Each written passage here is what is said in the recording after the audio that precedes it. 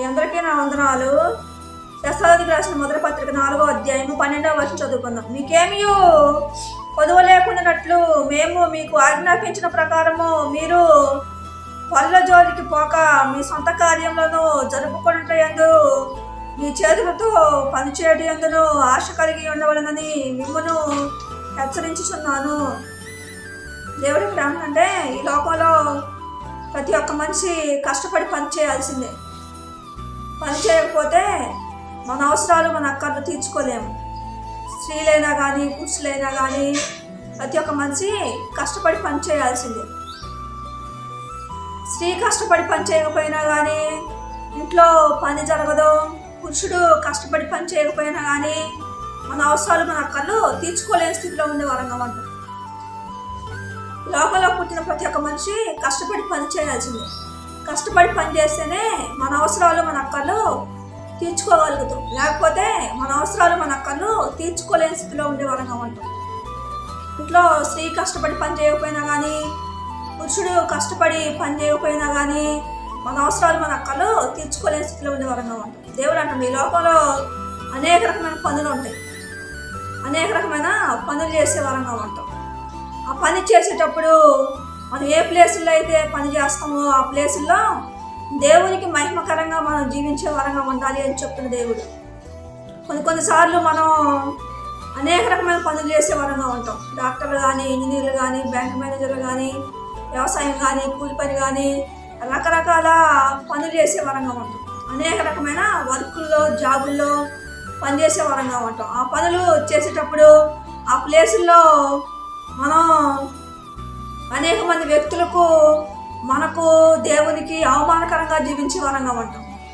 దేవునికి చెడ్డ పేరు తెచ్చే వారంగా ఉంటాం. మనకు మనం చెడ్డ పేరు తెచ్చుకునే వారంగా ఉంటాం.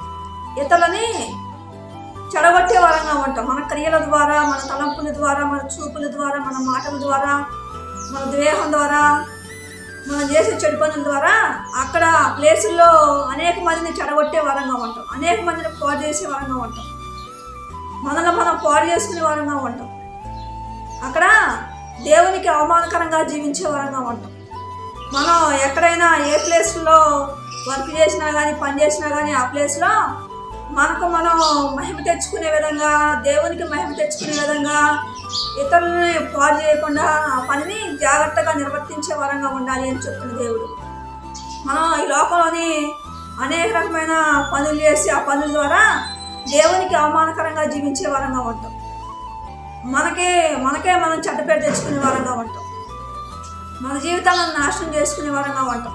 ఆ పని చేసి దేవునికి అవమానకరంగా జీవించే వారంగా ఉంటాం. దేవుడు అంటాడు, మనం ఏ పని చేసినా కానీ దేవునికి అవమానకరంగా ఉండకుండా చూసుకోవాలంట. మనకు అవమానకరంగా ఉండకుండా చూసుకోవాలంట.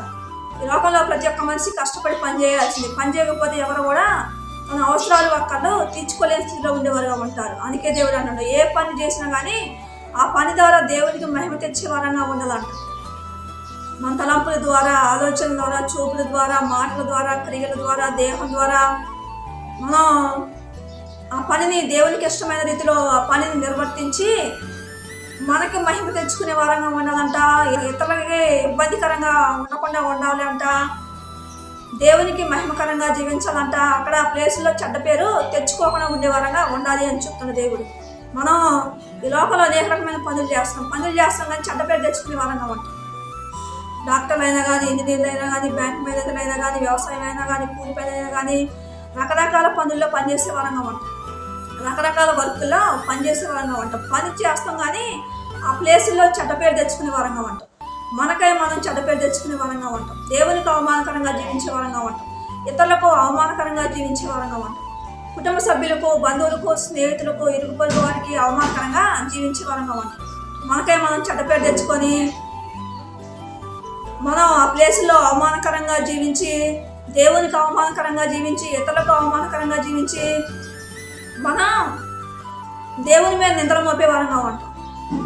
దేవుడు నా జాబులు పోగొట్టేవాడుగా ఉండు, దేవుడు అనేక విధాలుగా నన్ను నష్టపరిచేవాడుగా ఉండు, నాకు ఏ పని కల్పించట్లేదు, ఆ పని వల్ల నాకు నష్టం కలిగింది అనుకునే వారంగా ఉంటాం. దేవుడు అంటున్నాం, మనం చేసిన క్రియల తగ్గట్టు దేవుడు మనకి ప్రతిఫలాన్ని ఇచ్చేవాడుగా ఉంటాడు దేవుడు. అందుకే మనం ఏ పని చేసినా కానీ దేవునికి మహిమకరంగా మనకు మహిమకరంగా ఇతరులకి ఇబ్బంది కలిగించకుండా ఆ పనిని నిర్వర్తించే వారంగా ఉండాలి అని చెప్తున్న దేవుడు. పురుషులైనా కానీ స్త్రీలైనా కానీ కష్టపడి పని చేసేవారుగా ఉంటేనే మన అవసరాలు మన అక్కలు తీర్చుకోగలుగుతాం. అందుకే కష్టపడి పని చేయాలి అంటున్న దేవుడు. మీ సొంత కార్యములు జరుపుకునేటకు పనుల జోలికి ఏమీ పోకుండా మీరు మీ పని మీరు చేసుకోండి అంటున్న దేవుడు. మీ పనిని మీరు నిర్వర్తించుకోండి అంటున్న దేవుడు. తెస్సలోనికీయులకు రాసిన మొదటి పత్రిక 4వ అధ్యాయం 12వ వచనం చదువుకున్నాం. మీకేమీ కొదవ లేకున్నట్లు మేము మీకు ఆజ్ఞాపించిన ప్రకారము మీరు పనుల జోలికి పోక మీ సొంత కార్యములను జరుపుకుంటే ఎందును మీ చేతులతో పనిచేయడం ఎందును ఆశ కలిగి ఉండవాలని మిమ్మల్ని హెచ్చరించుతున్నాను.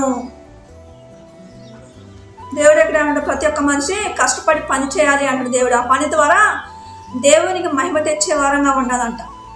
మన తలంపుల ద్వారా, ఆలోచన ద్వారా, చూపుల ద్వారా, మాటల ద్వారా, క్రియల ద్వారా మనం పరిశుద్ధంగా ఉన్నప్పుడు ఆ పని ద్వారా దేవునికి మహిమ వచ్చింది, మనకు మంచి పేరు వచ్చింది, ఇతరులకు ఇబ్బందికరంగా ఉండకుండా ఉండేవారంగా ఉంటాం.